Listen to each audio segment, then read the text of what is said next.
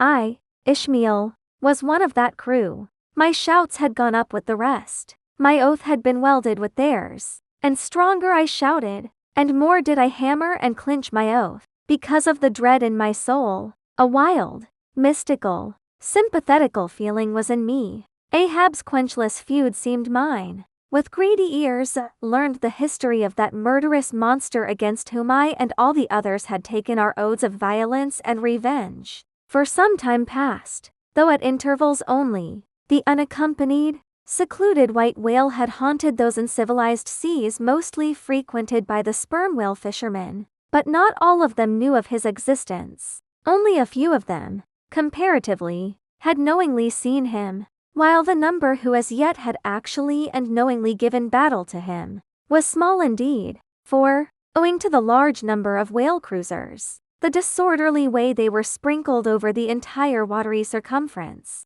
many of them adventurously pushing their quest along solitary latitudes, so as seldom or never for a whole 12-month or more on a stretch, to encounter a single news-telling sail of any sort. The inordinate length of each separate voyage, the irregularity of the times of sailing from home, all these, with other circumstances, direct and indirect, long obstructed the spread through the whole worldwide whaling fleet of the special individualizing tidings concerning Moby Dick. It was hardly to be doubted that several vessels reported to have encountered, at such or such a time, or on such or such a meridian, a sperm whale of uncommon magnitude and malignity, which whale, after doing great mischief to his assailants, had completely escaped them. To some minds it was not an unfair presumption, I say, that the whale in question must have been no other than Moby Dick. Yet as of late the sperm whale fishery had been marked by various and not unfrequent instances of great ferocity,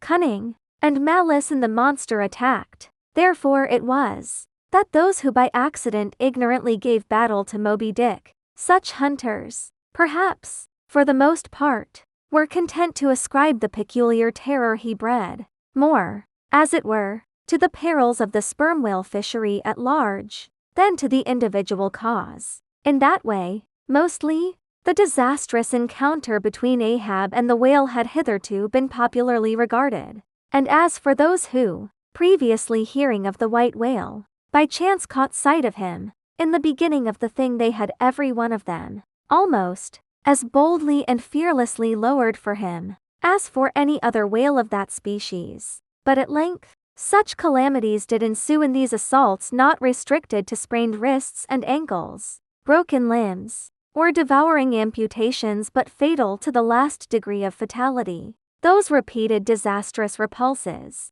all accumulating and piling their terrors upon Moby Dick, those things had gone far to shake the fortitude of many brave hunters, to whom the story of the white whale had eventually come, nor did wild rumors of all sorts fail to exaggerate, and still the more horrify the true histories of these deadly encounters. For not only do fabulous rumors naturally grow out of the very body of all surprising terrible events, as the smitten tree gives birth to its fungi, but, in maritime life, far more than in that of terra firma, wild rumors abound, wherever there is any adequate reality for them to cling to. And as the sea surpasses the land in this matter, so the whale fishery surpasses every other sort of maritime life, in the wonderfulness and fearfulness of the rumors which sometimes circulate there. For not only are whalemen as a body unexempt from that ignorance and superstitiousness hereditary to all sailors, but of all sailors, they are by all odds the most directly brought into contact with whatever is appallingly astonishing in the sea.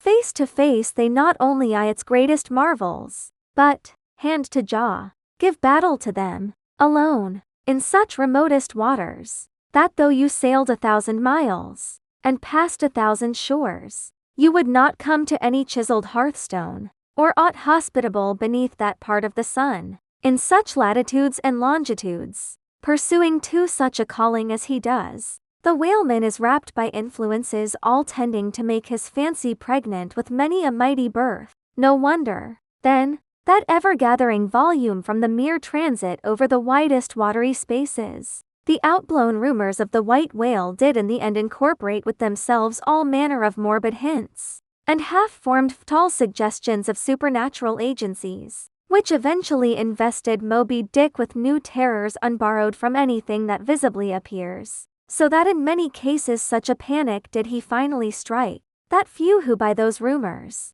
at least, had heard of the white whale. Few of those hunters were willing to encounter the perils of his jaw, but there were still other and more vital practical influences at work. Not even at the present day has the original prestige of the sperm whale, as fearfully distinguished from all other species of the leviathan, died out of the minds of the whalemen as a body. There are those this day among them, who, though intelligent and courageous enough in offering battle to the Greenland or right whale, would perhaps either from professional inexperience, or incompetency, or timidity, decline a contest with the sperm whale. At any rate, there are plenty of whalemen, especially among those whaling nations not sailing under the American flag, who have never hostilely encountered the sperm whale, but whose sole knowledge of the Leviathan is restricted to the ignoble monster primitively pursued in the north. Seated on their hatches, these men will hearken with a childish fireside interest and awe to the wild, strange tales of southern whaling, nor is the preeminent tremendousness of the great sperm whale anywhere more feelingly comprehended than on board of those prows which stem him, and as if the now tested reality of his might had in former legendary times thrown its shadow before it. We find some book naturalists Olison and Pavelson declaring the sperm whale not only to be a consternation to every other creature in the sea, but also to be so incredibly ferocious as continually to be athirst for human blood, nor even down to so late a time as Cuvier's, where these are almost similar impressions effaced, for in his Natural History, the Baron himself affirms that at sight of the sperm whale, all fish sharks included are struck with the most lively terrors, and often in the precipitancy of their flight dash themselves against the rocks with such violence as to cause instantaneous death. And however the general experiences in the fishery may amend such reports as these, yet in their full terribleness, even to the bloodthirsty item of Pavelson, the superstitious belief in them is, in some vicissitudes of their vocation, revived in the minds of the hunters, so that overawed by the rumors and portents concerning him, not a few of the fishermen recalled, in reference to Moby Dick, the earlier days of the sperm whale fishery, when it was oftentimes hard to induce long-practiced right whalemen to embark in the perils of this new and daring warfare, such men protesting that although other leviathans might be hopefully pursued, yet to chase and point lance at such an apparition as the sperm whale was not for mortal man, that to attempt it would be inevitably to be torn into a quick eternity. On this head, there are some remarkable documents that may be consulted. Nevertheless, some there were, who even in the face of these things were ready to give chase to Moby Dick, and a still greater number who, chancing only to hear of him distantly and vaguely, without the specific details of any certain calamity, and without superstitious accompaniments, were sufficiently hardy not to flee from the battle if offered. One of the wild suggestions referred to, as at last coming to be linked with the white whale in the minds of the superstitiously inclined, was the unearthly conceit that Moby Dick was ubiquitous, that he had actually been encountered in opposite latitudes at one and the same instant of time. Nor, credulous as such minds must have been, was this conceit altogether without some faint show of superstitious probability, for as the secrets of the currents in the seas have never yet been divulged, even to the most erudite research, so the hidden ways of the sperm whale when beneath the surface remain, in great part, unaccountable to his pursuers, and from time to time have originated the most curious and contradictory speculations regarding them, especially concerning the mystic modes whereby, after sounding to a great depth,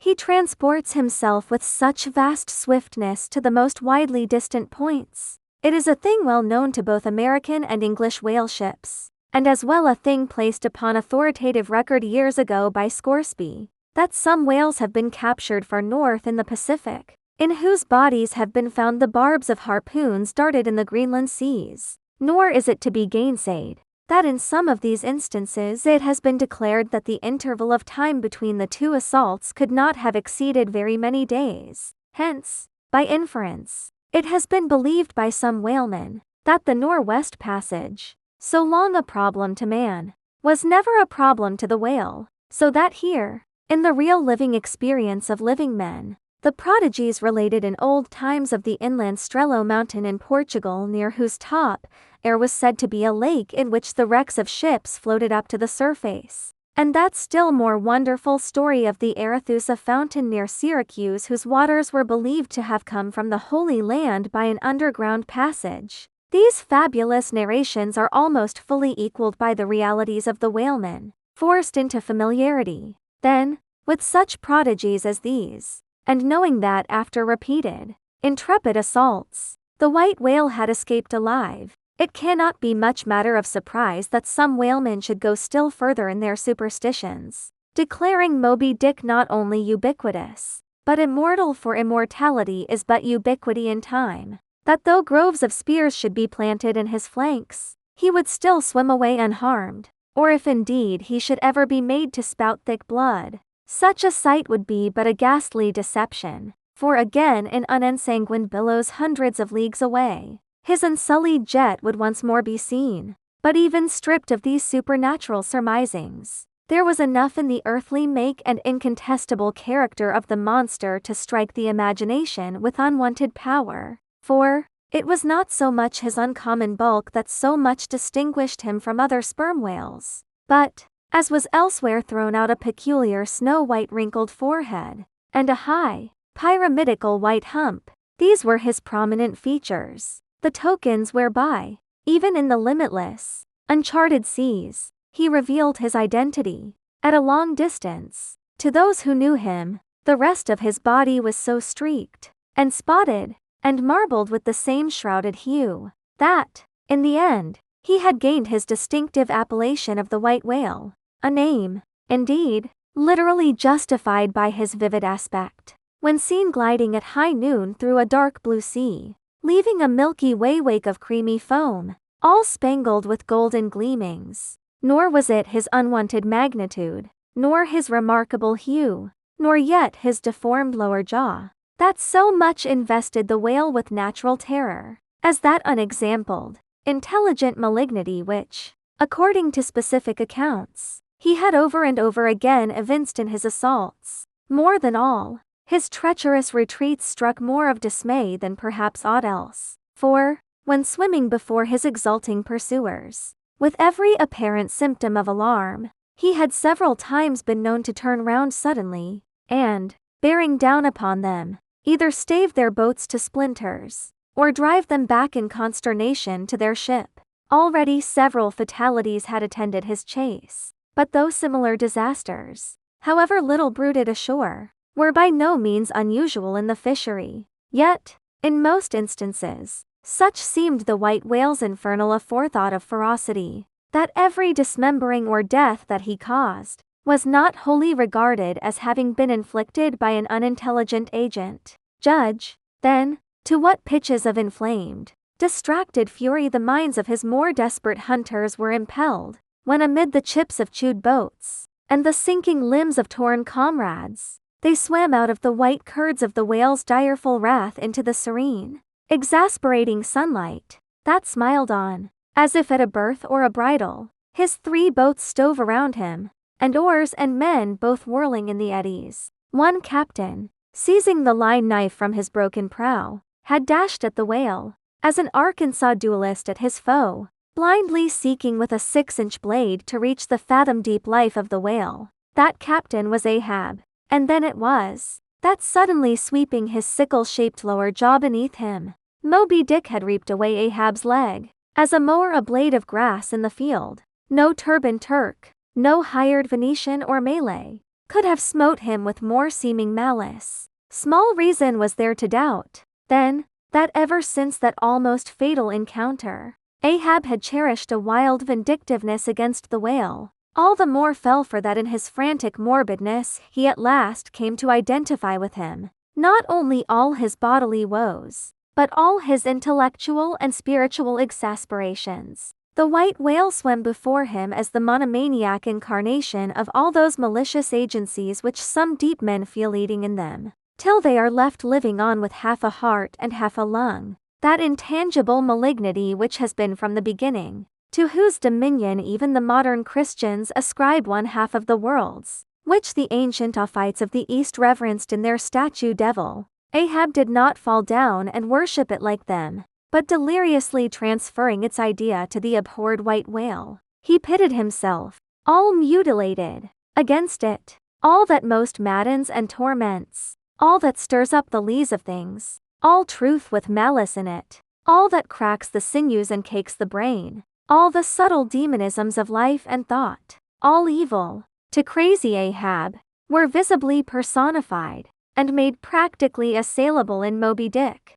He piled upon the whale's white hump the sum of all the general rage and hate felt by his whole race from Adam down, and then, as if his chest had been a mortar, he burst his hot heart's shell upon it. It is not probable that this monomania in him took its instant rise at the precise time of his bodily dismemberment. Then, in darting at the monster, knife in hand, he had but given loose to a sudden, passionate, corporal animosity, and when he received the stroke that tore him, he probably but felt the agonizing bodily laceration, but nothing more. Yet, when by this collision forced to turn towards home, and for long months of days and weeks, Ahab and Anguish lay stretched together in one hammock, rounding in midwinter that dreary, howling Patagonian cape, then it was that his torn body and gashed soul bled into one another, and so interfusing, made him mad, that it was only then,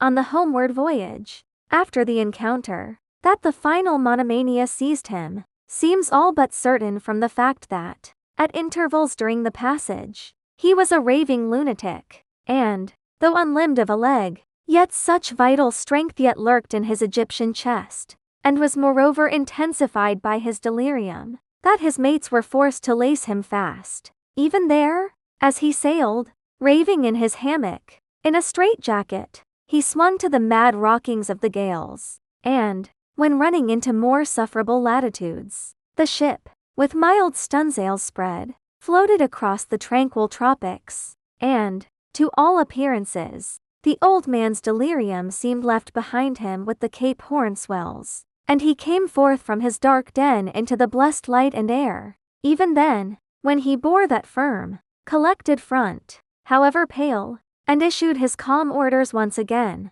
and his mates thanked God the direful madness was now gone, even then, Ahab, in his hidden self, raved on. Human madness is oftentimes a cunning and most feline thing. When you think it fled, it may have but become transfigured into some still subtler form. Ahab's full lunacy subsided not, but deepeningly contracted, like the unabated Hudson, when that noble Northman flows narrowly, but unfathomably through the Highland Gorge. But, as in his narrow-flowing monomania, not one jot of Ahab's broad madness had been left behind, so in that broad madness, not one jot of his great natural intellect had perished. That before living agent, now became the living instrument, if such a furious trope may stand. His special lunacy stormed his general sanity, and carried it, and turned all its concentred cannon upon its own mad mark, so that far from having lost his strength,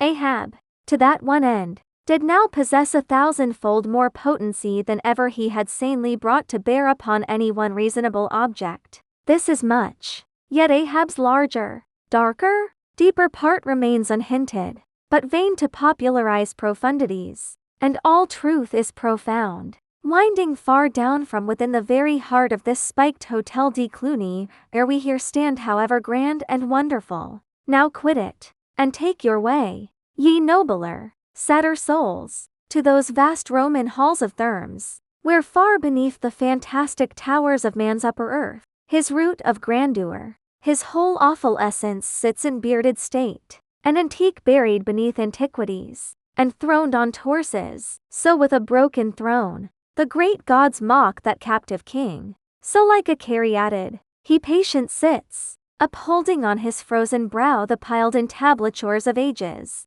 Wind ye down there, ye prouder, sadder souls, question that proud, sad king, a family likeness, aye, he did beget ye, ye young exiled royalties, and from your grim sire only will the old state secret come. Now, in his heart, Ahab had some glimpse of this, namely, all my means are sane, my motive and my object mad, yet without power to kill, or change, or shun the fact. He likewise knew that to mankind he did long dissemble, in some sort, did still, but that thing of his dissembling was only subject to his perceptibility, not to his will determinate. Nevertheless, so well did he succeed in that dissembling, that when with ivory leg he stepped ashore at last, no Nantucketer thought him otherwise than but naturally grieved, and that to the quick. With the terrible casualty which had overtaken him, the report of his undeniable delirium at sea was likewise popularly ascribed to a kindred cause,